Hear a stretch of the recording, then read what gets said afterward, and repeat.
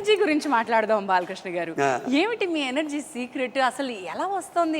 అంటే ఒక టైటిల్కి తగ్గట్టుగా ఎనర్జీ వస్తుందా? ఒక లెజెండ్ అన్నాం, ఒక సింహ అన్నాం, ఇప్పుడు ఎన్బికే లయన్ అంటున్నాం.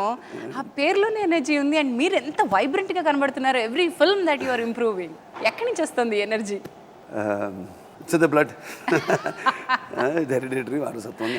సరే, అది కాకుండా కూడా మాకు ఆయన దగ్గర నుంచి నేర్చుకున్న ఒట్టి వారసత్వంగా అంటే రక్తంలోనే కాదు, అది మనం మానసికంగానే కాకుండా మన చేతల్లో కూడా.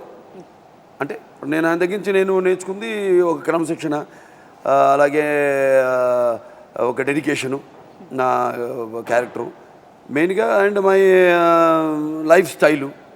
నేను పెందలగాళ్ళు వేస్తాను పొద్దున్నే, ఇవన్నీ ఒక క్యారెక్టర్ చేస్తున్నప్పుడు. ఇప్పుడు ఫైట్స్ అన్నీ నేను ఎక్కువగా మ్యాక్సిమం డూప్ లేకుండానే నేను చేస్తాను అన్నీ కూడా.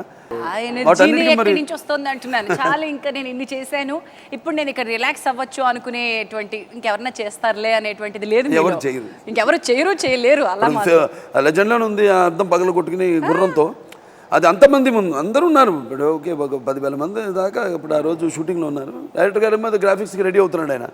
నేను కాసేపు ఆలోచించాను, నెమ్మదిగా వెళ్ళి చెప్పాను, తీసేద్దామని, నేను రెడీ కొట్టేస్తాను అన్నాను.